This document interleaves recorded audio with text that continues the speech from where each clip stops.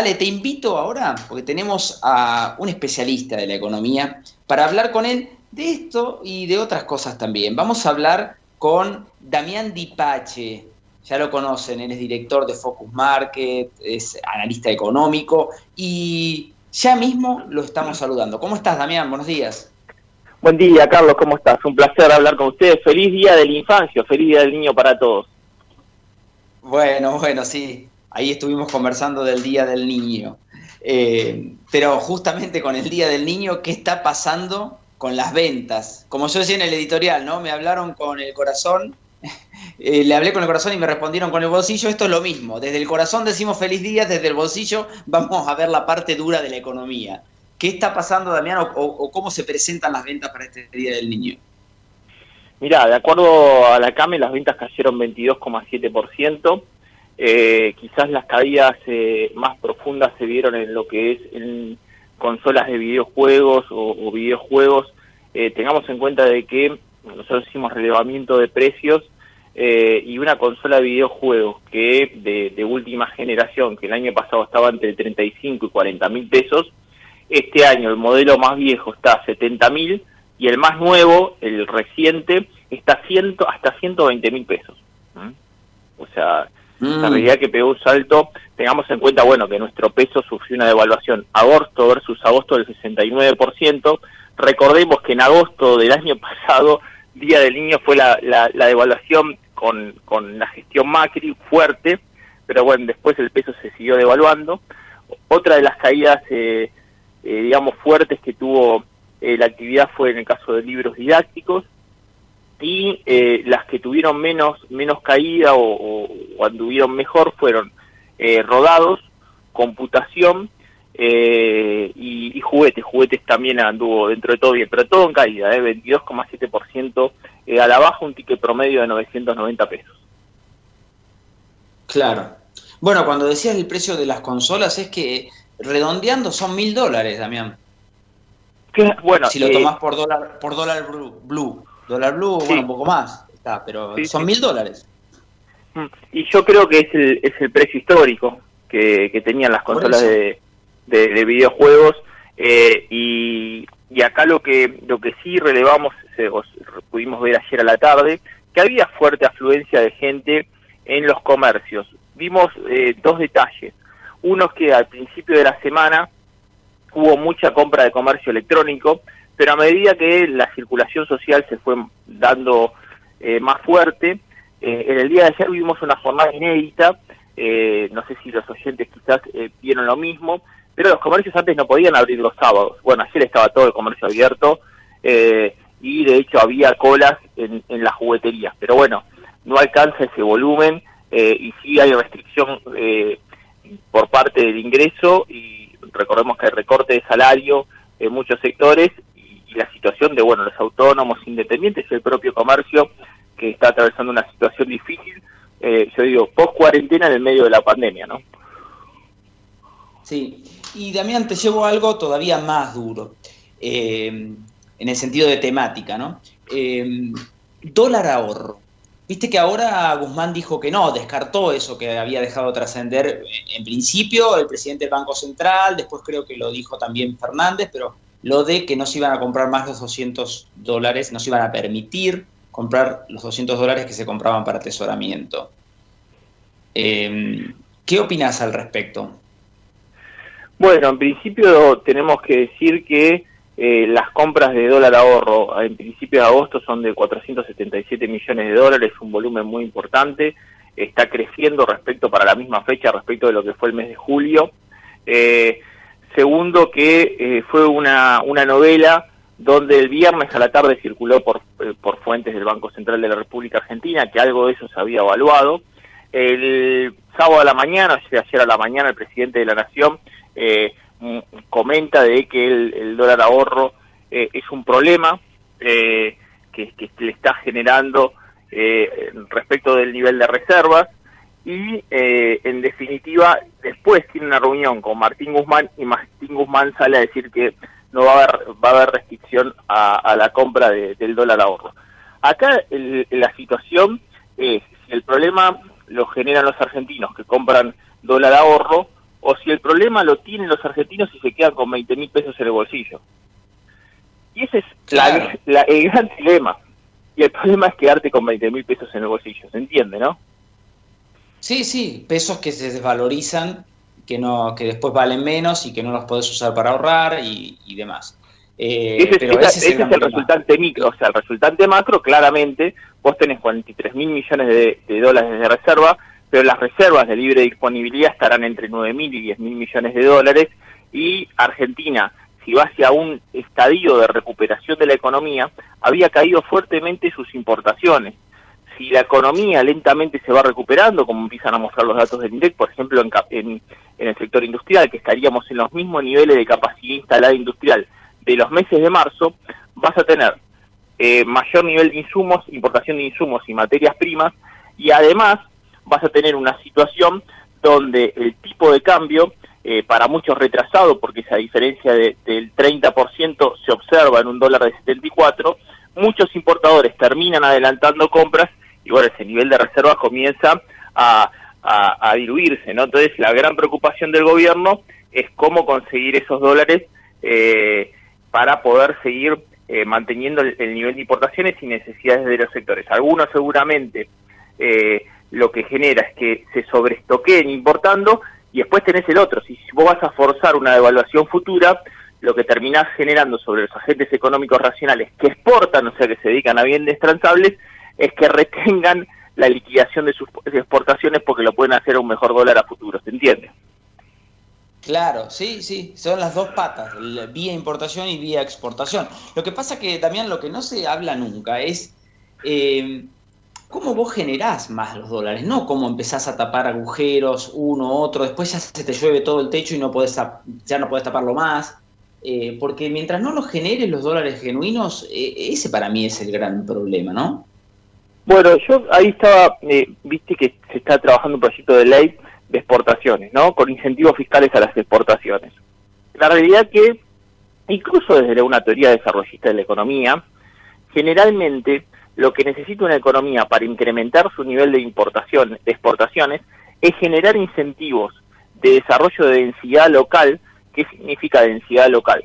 Si yo, por ejemplo, voy a desarrollarme en el sector de la siderurgia o la metalúrgica para ser un eslabón más del sector automotor, bueno, en definitiva, si yo arranco, es muy difícil que yo arranque exportando. Necesito mercado local para tener volumen, poder mejorar mi competitividad y productividad y crecer al mundo. Incluso en el sector de servicios, generalmente uno tiene una idea, innova en algo, lo hace en su mercado interno, lo prueba y después lo exporta. Si bien es verdad que muchas ideas ahora ya nacen exportables, generalmente esa densidad local es necesaria. Acá el problema es que no tenemos un plan estratégico futuro para que un emprendedor tenga densidad local y después se convierta en exportador. Porque si bien, por ejemplo, el exporta simple le permite a un pequeño MIPYME poder exportar, la realidad es que después, superado ese régimen, es un gran problema para cualquier pequeño empresario exportar en Argentina. Y además tenemos el tema de la liquidación. Incluso, Carlos, si hoy vos sos un exportador del software que quieren incentivar a través de la ley de economía del conocimiento, hoy tenés retenciones. Hoy se retiene el 5% de aquellos que prestan servicio de capacitación o servicios de desarrollo informático, etcétera. Hasta los servicios tienen retenciones. Claro, exacto, sí. Por eso digo, es una... Cuento un caso, mira, cuento un caso de esta semana. Cuento caso real, un amigo mío desarrolló un video para México, obviamente digital, para una productora muy importante de México. Lo vendió el video a México y obviamente tuvo que facturar a México. Tuvo que pagar 35% de ganancia, todos los impuestos, y además le retuvieron el 5%, por lo cual estuvo operando a un dólar de alrededor de 67 pesos. Como se dedica a los videos, todos los insumos, cámaras, etcétera, muchos insumos los tiene que reincorporar a un dólar mayorista del orden del 73 pesos. Sí los consiguen, ¿se entiende? Entonces, cuando vos haces un flujo de fondo, como decís, bueno, en algún momento me cortan esa importación, yo tengo que hacer mi flujo de fondo a un dólar de contado con liqui, que es 128, porque si después no me reponen esos dólares, ¿qué hago yo?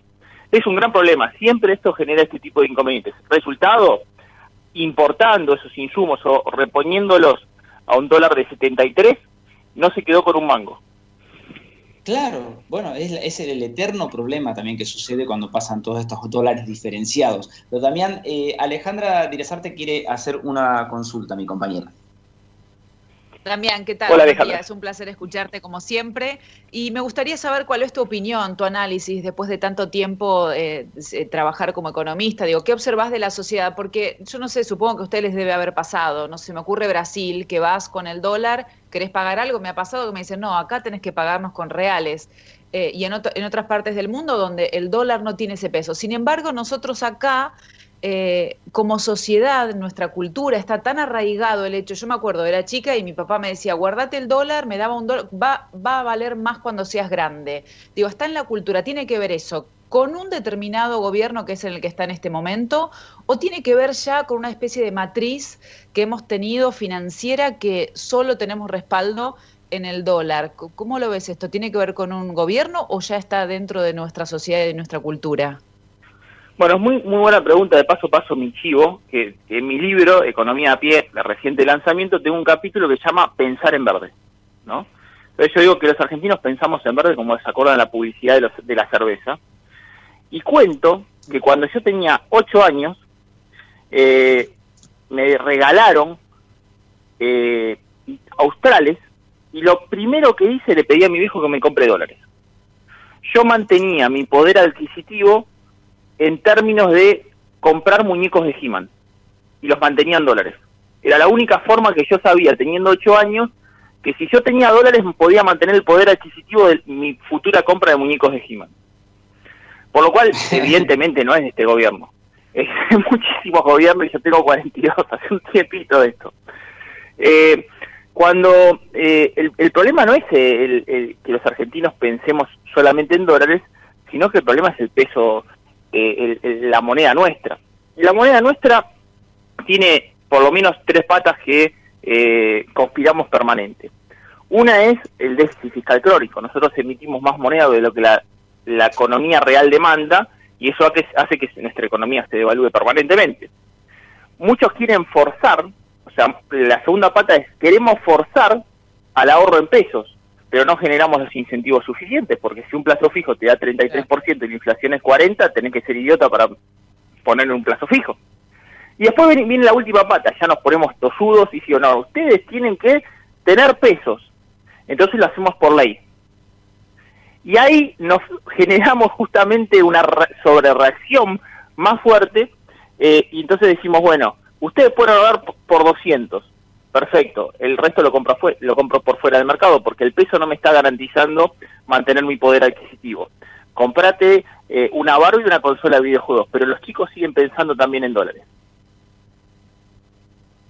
Es así, bueno, claro. Es lo que decíamos, hay que hacer un cambio cultural, pero también de estructura, también la economía tiene que cambiar mucho, no es fácil, no es ajustar solo una clavija en ese sentido, y no es que compramos dólares por gusto, hay una explicación atrás que es muy lógica. De por qué hay un dato importante, Alejandra y Carlos, hay un dato importante, y esto es dato oficial del propio INDEC, que el último informe dice que hay fuera del sistema 215.000 millones de dólares, y si vos sumás colchón, y vos sumás cajas de seguridad, o sumás paredes detrás del cuadro, podría llegar hasta 350.000 millones de dólares fuera del sistema, ¿no? O sea, ¿qué quiere decir? Que tenemos un PBI afuera. Me había dicho, claro, mirá, también Marina Del Poyeto me había dicho 130.000 millones de dólares compraron los argentinos en los últimos 10 años, un tercio del PBI. Vos ahora estás diciendo que el acumulado, porque no son solo estos 130.000 millones, sino lo que ya había comprado, lo que viene de arrastre y demás, es casi un PBI, directamente. Yo tengo gente que tiene dólares ahorrados de la década del 90 todavía. Eso es imposible determinarlo, ¿entendés? Pues nadie, o sea, no hay cuenta que pueda determinarlo, pero yo conozco gente que tiene dólares ahorrados desde la década del 90, por lo cual, evidentemente, todos esos dólares, ¿qué hacen los argentinos? Los atesora y lo tiene como reservorio de valor. ¿Por qué? Porque no los quiere también poner a producir. Entonces, acá, hasta incluso yo creo que Macri se equivocó cuando hizo solamente ir a buscar las inversiones extranjeras directas, o sea, ir a buscar las inversiones afuera. Muchachos, nosotros tenemos el PBI acá, es argentino. Solamente hay que decirle, miren, les voy a generar todas las condiciones para que ustedes los traigan. Y no para blanquear y sostener déficit fiscal como pasó con Macri, que trajo 120 mil millones de dólares y mucho fue para sostener un déficit fiscal. Porque fíjate qué bien le hizo a la moneda. Nos pegamos de valuta 2 veces en el gobierno de Macri. Entonces tiene que venir a producir, tiene que venir a generar empleo, tiene que tener incentivo. El tipo que va a vender esos dólares tiene que ganar guita. Sí. Damián, para hacerte ya la última pregunta, ¿qué impacto crees que puede tener la vacuna o el anuncio que se hizo de esta vacuna en la economía? ¿Va a servir como yo decía, como una especie de alimento para el relato, para la épica, o estrictamente puede tener algún impacto en la economía? Si vos me hacías esta pregunta el domingo pasado, yo dije, vamos a un mundo bipolar, un mundo donde la Comunidad Económica Europea, Reino Unido, Japón, Estados Unidos, Rusia, el 11% de la población en 2020 empieza a producir y empieza a generar un rebote enorme de su economía, y los países subdesarrollados como nosotros quedamos al margen, y ahora entiendo de que se abre otro horizonte, porque en definitiva se abre un horizonte no para 2020, donde esos países ya van a tener la vacuna, sino para principios de 2021. Incluso se abre el horizonte para aquellos que no veían destino. O sea, una persona que tiene una cadena de gimnasios, una persona que tiene una cadena de restaurantes, ¿cuál era el mejor destino, el mejor horizonte? Era incertidumbre. Ahora por lo menos empezás a tener certeza, es decir, che, banco el negocio, porque si la vacuna iba a estar en 2022, ya estoy cerrando la persiana hoy. Que he hecho, al que no tenía digamos, musculatura financiera, lo tuvo que cerrar en la cuarentena porque era un pequeño comercio. Quizás otros tienen más espalda. El que tiene más espalda, con la vacuna, en diferentes sectores de la economía, tanto en comercio como en industria o en servicios, va a poder bancar más el proceso. Y la segunda, que no es un dato menor, es, ahora que tenemos la vacuna sanitaria, necesitamos la vacuna política. Explícame eso, ¿cómo es lo de la vacuna política? Necesitamos generar ya un horizonte para aquel que va a invertir en nuestro país, en el cual el mensaje sea, señores, ustedes están en el medio de la pandemia, sé que los destruyó, pero encima venían de una prepandemia, porque el mensaje político es decir, bueno, acá veníamos de una prepandemia. Perfecto, lo tomamos el mensaje político. La vacuna política es, si ustedes no hacen cambios, en definitiva, cualquiera que invierta un mango de esos dólares que tiene honrado en nuestra economía, el mejor horizonte que están viendo es la prepandemia, que era un desastre. Entonces, si yo estoy en la pandemia y lo mejor que me puede pasar es ir a la prepandemia, que era un desastre, ¿para qué voy a sacar esos dólares y voy a invertir en mi país? Si en definitiva volver al pasado en el futuro es pésimo. Evidentemente la vacuna política es fundamental para que acompañe a la vacuna sanitaria. Bueno, hay que ver si la aplican esa vacuna política. No sé, lo último que vos tenés, yo comentábamos con Alejandra, que ya hay en los diarios, los analistas ya están diciendo que no les resultaría totalmente descabellado al gobierno seguir con la cuarentena hasta fin de año. Está bien, con una cuarentena que ya casi no va a ser cuarentena o lo que fuere, pero va a haber restricciones todavía, ¿no?